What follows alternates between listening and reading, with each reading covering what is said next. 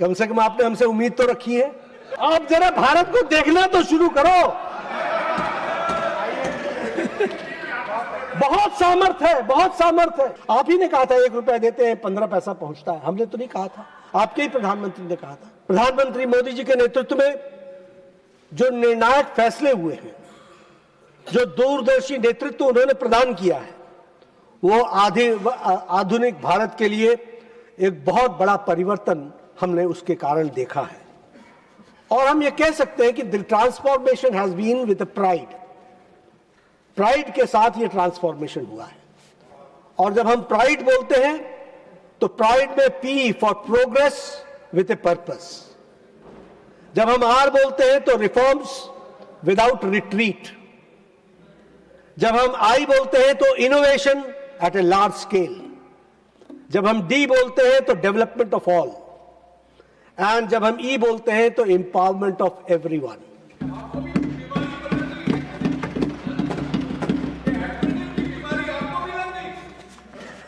जो अच्छी चीज होती है वो मैं हमेशा ले लिया करता हूं।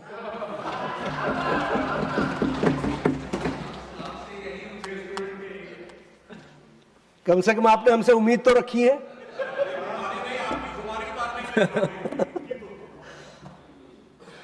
हम कहां से चले थे और हम कहां पहुंचे हैं, इसका भी अभिभाषण में उल्लेख भी है और उसकी चर्चा भी है। जब हम एम्पावरमेंट ऑफ एवरीवन की बात करते हैं, जब हम डेवलपमेंट ऑफ ऑल की बात करते हैं, जब हम इनोवेशन की बात करते हैं, जब हम रिफॉर्म्स विदाउट रिट्रीट की बात करते हैं, जब हम प्रोग्रेस की बात करते हैं, तो हमें याद रखना चाहिए, मैं बार बार बोलता हूं, पिछले भी वक्तव्य में बोला था, आज भी बोलता हूं, इन पॉलिटिक्स और देश और समाज के विकास को जब भी नापना हो, आंकना हो, तो हमेशा याद रखो कि बुरे दिन क्या थे और अच्छे दिन क्या है, कहां से चले थे और कहां पहुंचे, अमावस्या कहां थी और पूर्णमासी कहां है। तभी उजाले का मजा तभी लिया जा सकता है जब अंधकार की त्रासदी को तुम पहचान सको। और इसीलिए मैं कहता हूं, we have gone a long way. एक लंबी यात्रा हमने पूरी की है। From fragile 5, now we are the fastest growing major economy that we have to understand. From policy paralysis we have now come to reform, perform and transform.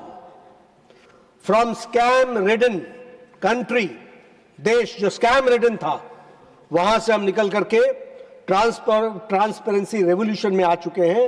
और यह जमाना डायरेक्ट बेनिफिट ट्रांसफर का है, इसको हमको याद रखना चाहिए। जहां हम इंपोर्ट डिपेंडेंट थे, वहां आज भारतवर्ष आत्मनिर्भर भारत और मेक इन इंडिया के साथ आगे बढ़ रहा है। प्रधानमंत्री मोदी जी ने सही कहा है कि हम 2026 में, जब यही समय है, सही समय है, तो अब 2026 में हम अमृत काल के दूसरे क्वार्टर में हम चल रहे हैं। हमने पहले क्वार्टर में इकोनॉमी की, देश की विकास की नींव रखी। हमने देश को रेजिलिएंट बनाया और रेजिलियंस के साथ साथ अब अगले 25 वर्ष जो है, वो 25 वर्ष फाउंडेशन विद एन एक्सेलरेशन, इसकी नींव को एक्सेलरेट करना है और अगले 25 सालों में हमें विकसित भारत को अचीव करना है। इस बात को इस अभिभाषण में उसको हमको देखने को मिलता है। ये जो शब्दावली आई है, रिफॉर्म्स एक्सप्रेस, तेज रफ्तार से जिस तरीके से 2047 के लिए हमारी दौड़ पूरी ताकत के साथ चल रही है। We have moved from status को, now we have moved from status को टू हाई स्पीड ट्रेजेक्टरी। अब हम हाई स्पीड ट्रेजेक्टरी के साथ तीव्र गति से बड़े स्केल में काम करने के लिए आगे बढ़े हैं। और सिर्फ हम बढ़े नहीं है, इसके उदाहरण है हमारे सामने। आप सब लोगों को मालूम है, जीएसटी के बारे में कितना विरोध होने के बावजूद भी जीएसटी लागू हुआ, और जीएसटी ने किस तरीके से परिवर्तन लाया है, किस तरीके से देश को ट्रांसपेरेंट बनाया है, और किस तरीके से उसमें लगातार इंप्रूवमेंट हो रहे हैं।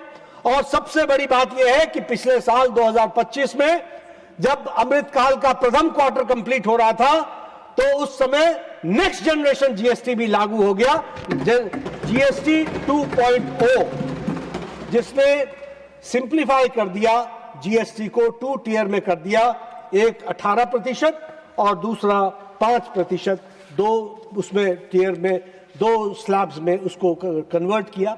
और इसका लाभ पिछली दिवाली में लगभग 1 लाख करोड़ का लाभ के माध्यम से सभी लोगों ने, आम आदमी ने दीपावली मनाई। ये भी हम सबको ध्यान में रखना चाहिए।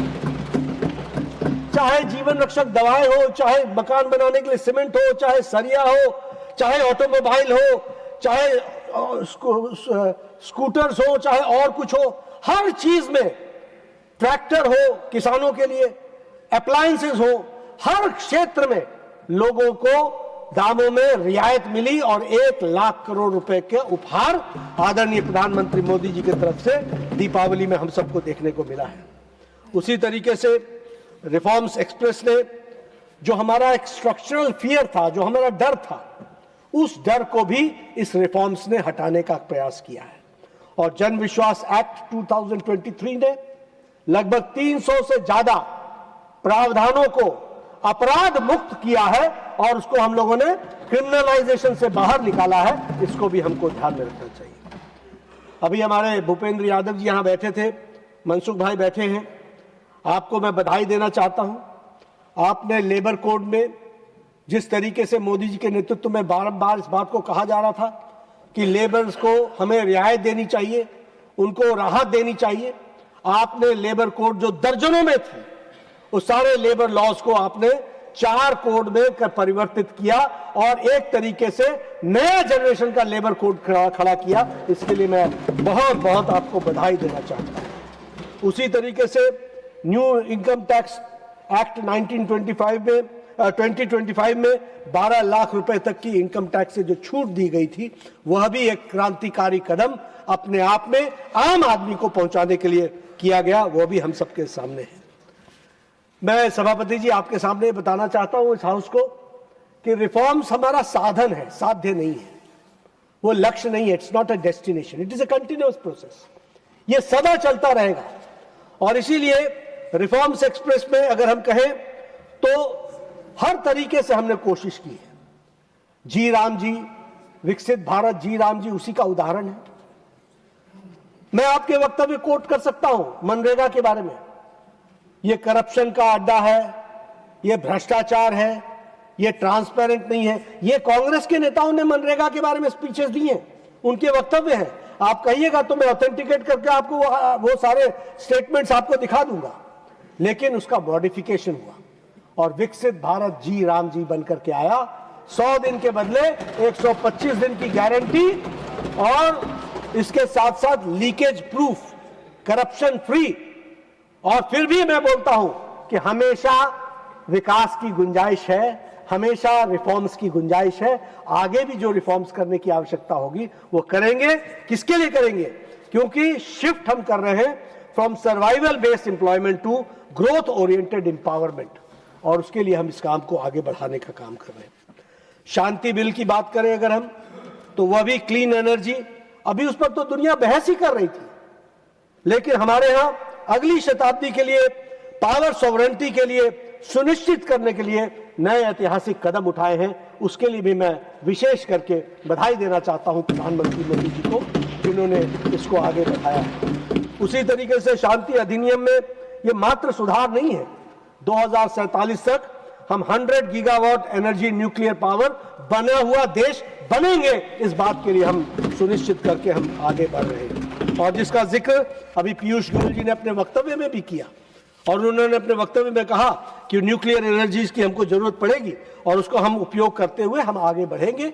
तो इस तरीके से इन सारी बातों का उल्लेख राष्ट्रपति जी के अभिभाषण के माध्यम से एक इंगित किया जाता है कि विकसित भारत 247 तक पहुंचने के लिए आज 226 में क्या करना है और अगले 5 साल में क्या करना है, इसके रोड मैप को प्रतिबिंबित किया गया है। यह हमको समझ लेना चाहिए।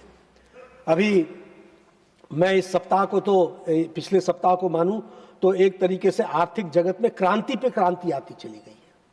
पहले वो यूरोपियन के यूनियन के साथ हमारा समझौता, फिर इकोनॉमिक सर्वे, फिर क्रांतिकारी बजट और फिर इंडो यूएस डील, एक के बाद एक श्रृंखला में ये सब हमको देखने को मिला है। अगर मैं इकोनॉमिक सर्वे की बात करूं तो आर्थिक सर्वेक्षण जो 2025-26 का आदरणीय निर्मला सीतारमण जी ने जिसको पेश किया, उसमें बड़े स्पष्ट शब्दों में सामने आया है कि यह सबसे तेजी से बढ़ती हुई प्रमुख अर्थव्यवस्था बनी है, सबसे तेजी से, जिसमें रियल जीडीपी ग्रोथ 7.4% दर्ज की गई और जिसमें सबसे कम इन्फ्लेशन यह भी दर्ज किया गया है।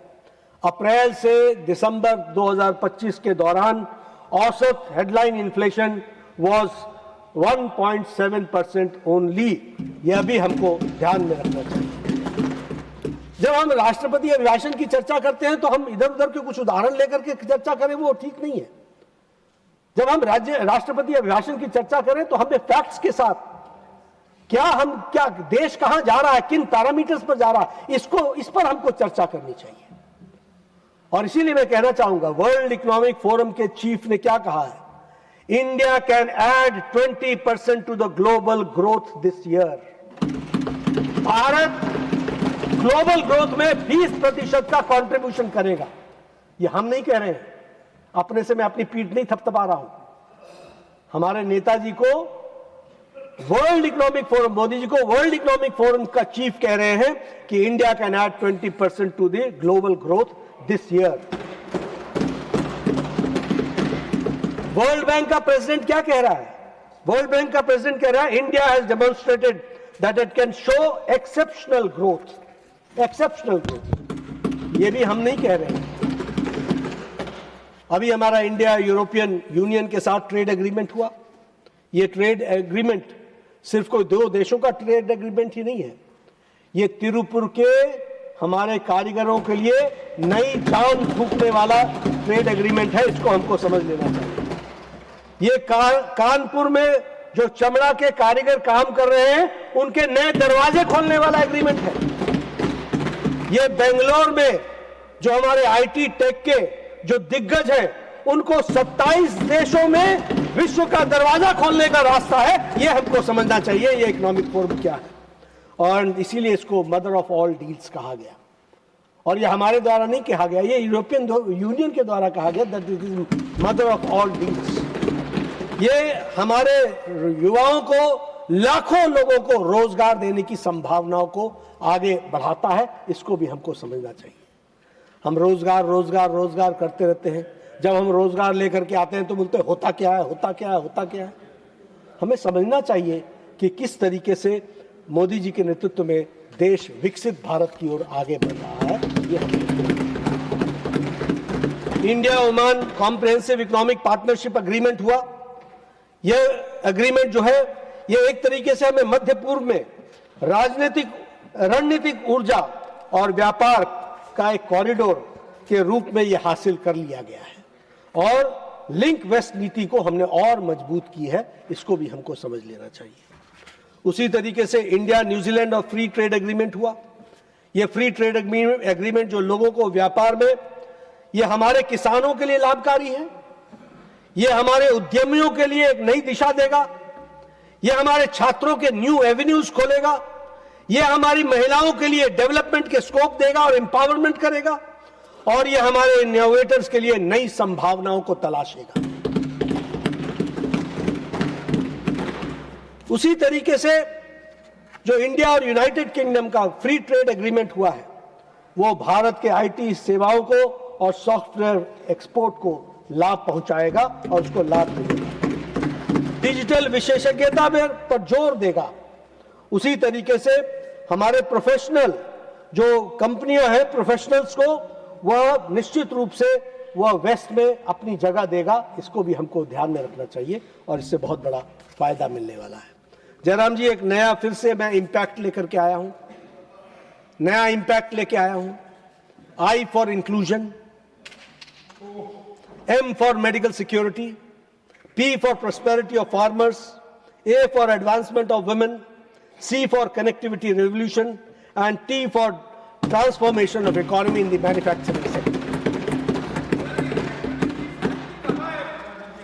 हैं? इंडिया में आप जरा भारत को देखना तो शुरू करो। बहुत सामर्थ्य है, बहुत सामर्थ्य है। तो जब मैं इंपैक्ट की बात करता हूं तो उसमें इंक्लूजन को मैं बोलूंगा। तो इंक्लूजन की बात अगर मैं कहूंगा तो हम कहेंगे, आप कहते थे गरीबी हटाओ, गरीबी हटाओ, लेकिन गरीबी हटाते हटाते आपने मिडिलमैन पैदा कर दिए और मिडिलमैन के माध्यम से भ्रष्टाचार पैदा किया। आप ही ने कहा था 1 रुपया देते हैं 15 पैसा पहुंचता है, हमने तो नहीं कहा था, आपके ही प्रधानमंत्री ने कहा था। और गरीबों के नाम पर वोट बैंक लिया, बैंक भी नेशनलाइज कर दिया, लेकिन गरीबों को बैंक में जाने का मौका नहीं दिया। वो जनधन खाता खोला तो नरेंद्र मोदी जी ने खोला, वो भी हमको याद रखना।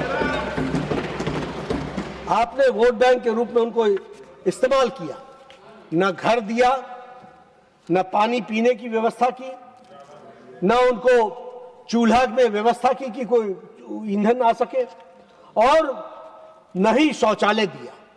ये सारी व्यवस्थाएं, मानवता का इंक्लूजन अगर उनको किसी ने समावेश किया तो 2014 के बाद प्रधानमंत्री मोदी जी और उनको डिग्निटी से रहने का सौभाग्य मिला। और डिग्निटी का मतलब डी फॉर डायरेक्ट।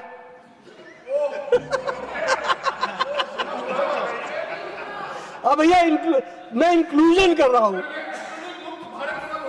ये नहीं होगा, ये नहीं होगा, ये बढ़ता जाएगा, ये बढ़ता जाएगा। क्यों? क्योंकि कम शब्दों में दूरगामी प्रभाव को समझाने के लिए आप जैसों के लिए आवश्यक होता है डिग्निटी।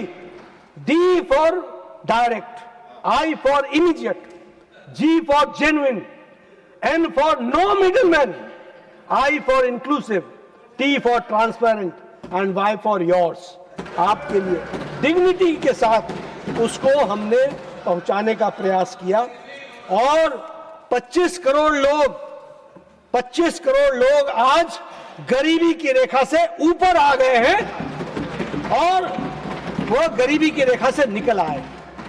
हमने गरीबी हटाओ नहीं कहा, हमने कहा गरीब को एम्पावर करो और वो उनका सुदृढ़ीकरण करो। आपने हटाओ हटाओ हटाओ, कहां भेजना था उनको? लोग इनको ही हटा दिया, उन्होंने आपको ही हटा दिया। 4 करोड़ हमने पक्के घर बनाए और भी 3 करोड़ और बनाने वाले हैं। उसी तरीके से 12 करोड़ लोगों को, 12.5 करोड़ लोगों को वाटर कनेक्शंस, 10 करोड़ लोगों को गैस कनेक्शंस, सोशल सिक्योरिटी जो सिर्फ 25 करोड़ पीपल को मिलती थी, आज 95 करोड़ लोगों को सोशल सिक्योरिटी के दायरे में लाया गया और 6.75 लाख करोड़ रुपए डीबीटी से, डायरेक्ट ट्रांसफर बेनिफिट से ट्रांसफर हुए हैं। यह है ट्रांसपेरेंसी जो हमको समझनी चाहिए। मेडिकल सिक्योरिटी के बारे में मैं जरूर बात करना चाहूंगा। आदरणीय प्रधानमंत्री जी ने जब यूनिवर्सल हेल्थ कवरेज की बात कही गई तो उन्होंने कहा कुछ बड़ा सोचो। हम लोग आयुष्मान भारत को लेकर के प्रधान पीएम जन आरोग्य योजना को लेकर के हम गए। आपको जानकर के खुशी होगी कि भारत आज दुनिया का सबसे बड़ा हेल्थ कवरेज देश बन चुका है। सबसे बड़ा हेल्थ 62 करोड़ लोगों को, more than 40% of the Indian population को हम आज 5 लाख रुपए का गंभीर बीमारी से लड़ने के लिए हेल्थ कवरेज देते हैं।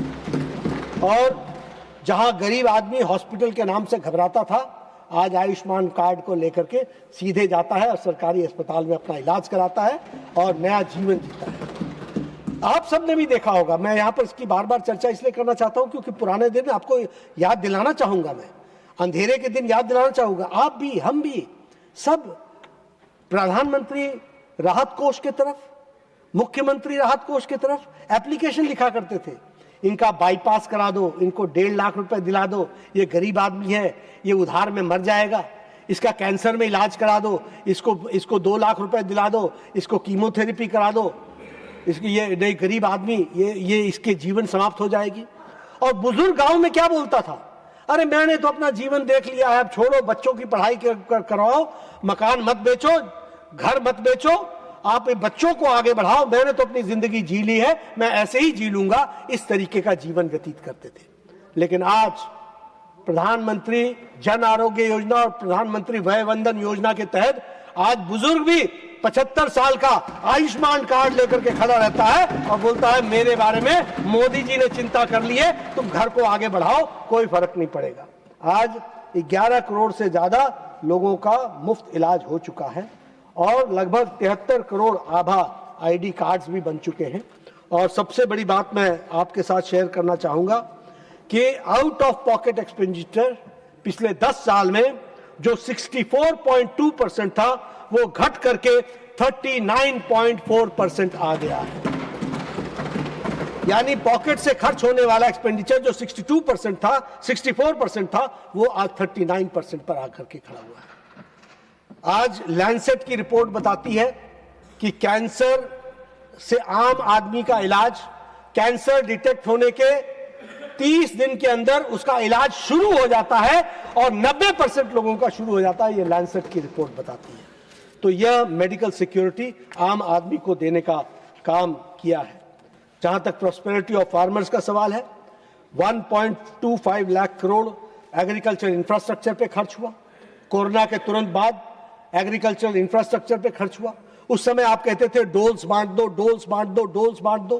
प्रधानमंत्री मोदी जी ने कहा डोल्स नहीं बांटेंगे, हम इनको एम्पावर करेंगे और 1,25,000 करोड़ रुपए, 1,25,000 करोड़ रुपए उस समय खर्च किए गए इसको, इनको एम्पावर करने के लिए।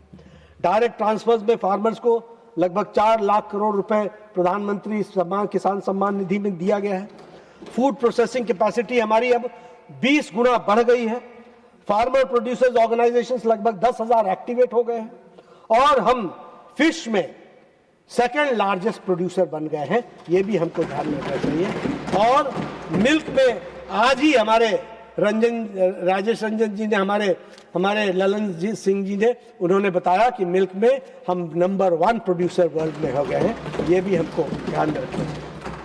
अगर मैं नारी शक्ति की बात करूं तो महिलाएं सिर्फ बेनिफिशियरी नहीं है, अब वो लीडर्स बन गई हैं।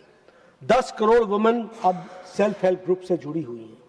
2 करोड़ बहनों को लखपति दीदी बन गए हैं और 3 करोड़ और बनेंगी, उसकी भी तैयारी चल रही है, ये भी हमको ध्यान रखना चाहिए। कनेक्टिविटी में हमारे पास इनलैंड वाटरवेज सिर्फ 5 थे, आज 100 हैं। उसी तरीके से वंदे भारत ट्रेन, मैं अश्विनी जी आपको बधाई देना चाहता हूं, आज 150 वंदे भारत ट्रेन चल रही हैं और ये मात्र 2 साल के अंदर, 2-3 साल के अंदर ये 150 वंदे भारत ट्रेन चल रही हैं। 1000 किलोमीटर्स के आसपास मेट्रो रेल्स बन चुकी हैं। We are the 3rd largest network of metros now. Almost now 100% railways का इलेक्ट्रिफिकेशन हो गया है। उसी तरीके से अगर हम कनेक्टिविटी की बात करें तो हाईवेज, अंडरवेज, एलिवेटेड रोड, इसकी श्रृंखला लग गई है। और इसके साथ साथ अगर पहाड़ों की ऊंचाई में हमको याद करना हो तो चेनाब ब्रिज को याद कीजिए, और अगर समुद्र की गहराई को जानना हो तो पंबन ब्रिज को याद कीजिए। नए नए कीर्तिमान हमारी सरकार ने स्थापित किए हैं। जहां तक ट्रांसफॉर्मेशन ऑफ इकोनॉमी का काम है, बात है, हम मेड इन इंडिया से मेड फॉर वर्ल्ड की तरफ बढ़े हैं। अभी पीयूष गोयल जी कह रहे थे कि हम मेड फॉर वर्ल्ड बनाने वाले हैं। स्मार्टफोन, आज 1 लाख करोड़ जो स्मार्टफोन है वो एक्सपोर्ट्स हो रहे हैं, इंडिया से हो रहे हैं। उसी तरीके से मैं बार बार बोलता हूं, 10 years back we used to have phone made in China, made in Taiwan, made in Japan। आज हमारे पास जो भी स्मार्टफोन है उस पर मेड इन इंडिया लिखा हुआ है, वो मैन्युफैक्चर्ड इन इंडिया है। इलेक्ट्रॉनिक प्रोडक्शन हमारा 6 टाइम्स बढ़ा है। इलेक्ट्रॉनिक व्हीकल्स हमने एक्सपोर्ट किए, लगभग 100 देशों को हमने एक्सपोर्ट किए इलेक्ट्रिक व्हीकल्स। उसी तरीके से डिफेंस का प्रोडक्शन हमारा 1.45 लाख करोड़ प्रोडक्शन हुआ है और डिफेंस एक्सपोर्ट्स हमारा 23,000 करोड़ रुपए का बढ़ा है। तो इस तरीके से हमने एक कोशिश की कि हम विकास की ओर आगे बढ़े और उस लक्ष्य को राष्ट्रपति, महामहिम राष्ट्रपति जी के अभिभाषण में प्रतिलक्षित किया गया है। हम पूर्वोत्तर की बात भी करना चाहेंगे, नॉर्थ ईस्ट की बात भी करना चाहेंगे। वैसे भारत में सबसे पहले सूरज की किरणें नॉर्थ ईस्ट पर पड़ती हैं। लेकिन सच्चाई ये थी कि वो विकास की किरणों से हमेशा वंचित थे। अगर एक्ट ईस्ट पॉलिसी लागू की तो वो प्रधानमंत्री मोदी जी ने की और मुख्य धारा में लाए, और सूर्योदय सही मायने में होने लगा नॉर्थ ईस्ट का, तो वो अब होने लगा है, वो भी हमको समझना चाहिए। पहली बार border state Mizoram, Aizawl, Delhi Aizawl train की कनेक्टिविटी की गई है, ट्रेन से जोड़ा गया है। अश्विनी जी, आपको भी बधाई, और प्रधानमंत्री मोदी जी का विजन जिसको आप लोगों ने जमीन पर उतारा है। आज वो आइजॉल में हमारे, और कौन सी ट्रेन चल रही है, राजधानी एक्सप्रेस, मिजोरम आइजॉल। ये सपना नहीं है तो और क्या है, जो साकार होते देखा है। हमने देखा है नॉर्थ ईस्ट जाने के बारे में पूछो, कहां जाएंगे।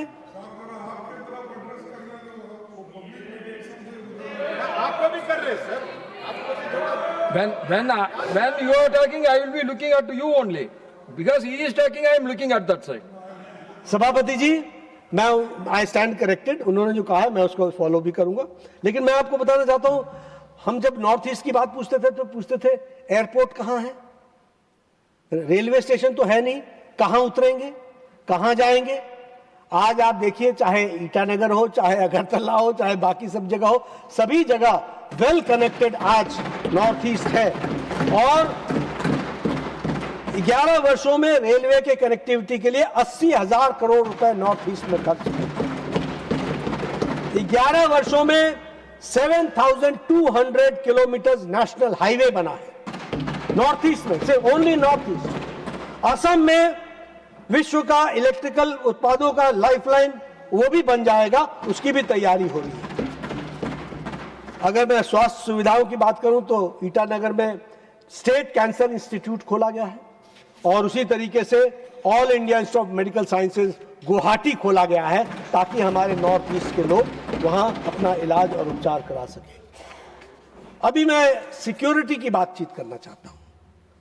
सिक्योरिटी के बारे में एक बात मैं जरूर कहना चाहता हूं कि बहुत बड़ा शिफ्ट हुआ है, और हमारे पड़ोसी देश पाकिस्तान, जिसने हमेशा हमारे ऊपर बुरी नजर रखी और जिनके साथ पिछली सरकारों ने काफी रियायत बरती, उसको सही मायने में सही जवाब दिया है तो हमारे प्रधानमंत्री मोदी जी के नेतृत्व में भारत देश ने।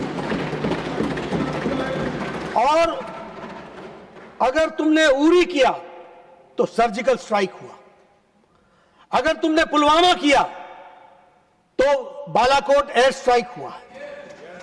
और दोनों बार सुनिए, प्रधानमंत्री कभी किसी प्रधानमंत्री ने यह वक्तव्य नहीं दिया। उरी के बाद उन्होंने कहा था कि तुम्हें इसका खमियाजा भुगतना पड़ेगा, और पुलवामा के बाद उन्होंने कहा था तुमने बहुत बड़ी गलती की है, आगे समय का इंतजार करो, और वो उत्तर दिया था। और पहलगाम के बाद ऑपरेशन सिंदूर में नहीं सिर्फ बॉर्डर के पास बल्कि घुस के मारने का काम भारत सरकार ने किया, मोदी जी ने किया, और वो भी स्वदेशी हथियारों से, और उनको आतंकवादियों के कैंप को, बेस कैंप को नष्ट किया गया। और साथ में suspension of Indus water treaty वो भी किया गया। पहलगाम में अंजाम देने वाले आतंकवादियों को, उनको भी ऑपरेशन महादेव में उनको भी लिक्विडेट किया गया, उनको भी समाप्त किया गया, वो भी हम सबके सामने है। आज का भारत न्यू नॉर्मल के साथ खड़ा है, और न्यू नॉर्मल क्या है? न्यूक्लियर ब्लैकमेल करना बंद करो, कोई न्यूक्लियर ब्लैकमेल नहीं होगा। दूसरा, आतंकवादियों को प्रॉक्सी नहीं माना जाएगा, उसको सरकार का ही एक्ट माना जाएगा। तीसरा, सीमा पर आतंकवाद को उचित जवाब मिलेगा, और आतंकवादियों के साथ कोई बातचीत नहीं होगी, उस देश के साथ कोई बातचीत नहीं होगी। और इसके साथ साथ खून और पानी दोनों एक साथ नहीं बहेगा। तो ये एक नई सोच को प्रतिलक्षित करता है राष्ट्रपति जी का अभिभाषण। अभी चर्चा हो रही थी, आज सुबेरे प्रश्न भी था, नीरज कुमार जी ने प्रश्न पूछा था माओवादियों के बारे में। उधर से कुछ हल्के फुल्के मिजाज में ये भी कहा गया, हम भी कर रहे थे, हम भी कर रहे थे, हम भी कर रहे थे। मैं छत्तीसगढ़ का इंचार्ज रहा हूं पूरे 6 साल। मैंने देखा है आपके एफर्ट्स और हमारे एफर्ट्स में क्या अंतर होता है।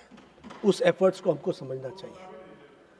आज माओवादियों का जो 126 जिलों में प्रभाव था, आज वो घट करके 3 जिलों तक सीमित हो गया है। इसको हमको समझना चाहिए। और लगभग 2000 से ज्यादा माओवादियों ने सरेंडर कर दिया है। और उसका मूल कारण है no talks with terror. No talks with terror. उनके साथ उसी तरीके से व्यवहार होगा जैसा व्यवहार उन्होंने आम जनता के साथ किया है। और इसी तरीके से आज हम माओवाद पर, और अभी हमारे राज्य मंत्री ने इस बारे में चर्चा करते हुए बताया भी है कि वो एक समय सीमा के तहत हम माओवाद को जड़ से समाप्त करेंगे। एक और बात जो बहुत महत्वपूर्ण है वो ये है कि हमने अपने कल्चरल हेरिटेज को भी प्रिजर्व किया। और हम ये जो कॉलोनियल पीरियड था जिसको हम मैकॉले के नाम से जानते हैं, उस कॉलोनियल पीरियड से भी हम बाहर आने का एक बहुत ही साहसिक कदम प्रधानमंत्री मोदी जी ने उठाया है। सबसे पहले तो हमने रिक्लेम, जो भारत की चोरी हुई हमारी एंटीक्स थी, उन सब को वापस विरासत के साथ वापस लाने का, अपने विरासत की चीज़ों को, वो हम लोगों ने उसका एक भरपूर प्रयास किया है और उसमें हमें काफ़ी सफलता भी मिली है। उसी तरीके से जो हमारी परंपराएं हैं उनको फिर से हम पुनर्जीवित कर रहे हैं। और हम कॉलोनियल शेम में जीने के आदी नहीं हैं, हम नेशनल प्राइड के साथ जीने के आदी हैं। इस बात को भी हमने प्रतिबिंबित किया है। Restoration of Kashi Vishwanath corridor, Ram मंदिर का निर्माण होना, केदारनाथ मंदिर का पुनर्जागरण होना, महाकाल लोक को फिर से रेनोवेट करके उसको ठीक बनाना, ये सारी चीज़ें उस हमारी परंपराओं को जागृति लाने का एक प्रयास हुआ है। उसी तरीके से नेशनल एजुकेशन पॉलिसी में 2020 में भारतीय ज्ञान प्रणालियों पर जोर दिया गया है। संस्कृत और क्षेत्रीय भाषाओं पर का परिचय बढ़ाया गया है। प्रधानमंत्री मोदी जी के नेतृत्व में क्लासिकल लैंग्वेजेस को, बहुत सी भाषाओं को, क्षेत्रीय भाषाओं को क्लासिकल लैंग्वेज घोषित किया गया है। अंतर्राष्ट्रीय योग दिवस, जो योग हमारी विधा थी, इस विधा को अंतर्राष्ट्रीय मंच पर पहुंचाने का काम हमारी सरकार ने, आदरणीय प्रधानमंत्री मोदी जी के नेतृत्व में इसको किया है। आयुर्वेद का निर्यात बढ़ा है और उसको वैश्विक स्वीकृति मिल रही है। उसी तरीके से लगभग ज्ञान भारतम मिशन में 1 करोड़ से अधिक पांडुलिपियों का डिजिटलाइजेशन हो रहा है। उसी तरीके से जागरण के लिए इन डिजिटलाइजेशन के साथ साथ इनका ज़्यादा से ज़्यादा लोगों को तक इसको पहुंचाया जा सके, इसका प्रयास हो रहा है। तो इस तरीके से मैं ये कहूँगा कि ये जो राष्ट्रपति जी का अभिभाषण है, यह अभिभाषण कोई रिपोर्ट कार्ड नहीं है, यह विकसित भारत का रोड मैप है जिसको उन्होंने इसमें प्रतिलक्षित किया है। 2014 में भारत संभावनाओं वाला देश था, 2026 में भारत प्रदर्शन वाला देश है और 2047 में भारत सर्वोच्चता पर पहुंचा हुआ देश होगा। इस तरीके से हम कार्यरत हैं। माननीय सभापति जी, हम जब राष्ट्रपति अभिभाषण की चर्चा कर रहे हैं तो मैंने सारे बिंदु जो आपके सामने रखने थे वो मैंने रखे हैं, लेकिन एक बात ज़रूर आपके सामने मैं कहना चाहता हूं कि जब महामहिम राष्ट्रपति जी, उनको मैं धन्यवाद तो देता ही हूं, लेकिन जब महामहिम राष्ट्रपति जी अपने वक्तव्य के लिए उठी थी तो उस समय विपक्ष के लोगों ने वहां हंगामा किया था, नारे लगाए। ये भारत के प्रजातंत्र के और हमारे जो पार्लियामेंट्री प्रैक्टिसेस हैं उसके विरुद्ध है, उन कन्वेंशंस के विरुद्ध है। पर सबसे बड़ी दुख की बात यह थी कि आप नारे तब लगा रहे थे जब राष्ट्रपति महोदया वंदे मातरम गीत के 150वीं जन्म जयंती का उल्लेख कर रहे थे, और आप नारे तब लगा रहे थे जब ऋषि पुरुष बंकिम चंद्र चट्टोपाध्याय, बंकिम चंद्र चटर्जी के बारे में